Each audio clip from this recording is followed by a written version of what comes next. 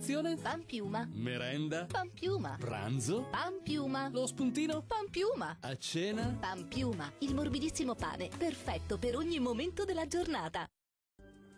Lieve instabilità in alcuni settori delle nostre regioni, scopriamo in quali con il dettaglio previsionale. Sul Veneto cieli più nuvolosi per gran parte della giornata, sul Bellunese e sul nord vicentino anche con rovesci e temporali diffusi, specie nelle ore pomeridiane. Nubi irregolari anche sul nord trevigiano con qualche temporale pomeridiano, sole prevalente invece altrove. Diamo uno sguardo alle temperature, le massime sono attese tra i 19 e i 25 gradi, minime invece tra i 9 e i 12 gradi circa.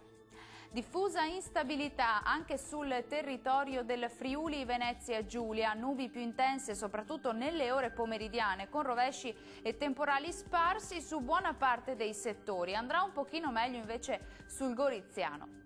Temperature massime tra i 19 e i 22 gradi, minime tra i 10 e i 12 gradi circa. Concludiamo con uno sguardo alla situazione del Trentino Alto Adige. Mattinata con tempo migliore salvo un po' di nubi irregolari. Al pomeriggio locali rovesci o temporali sull'est trentino, andrà meglio invece sul resto dei settori con più sole. Temperature massime sui 23-24 gradi, minime tra 11 e 12 gradi circa.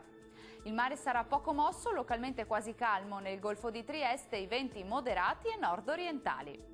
Dal meteo è tutto, grazie per la vostra attenzione e arrivederci al prossimo aggiornamento.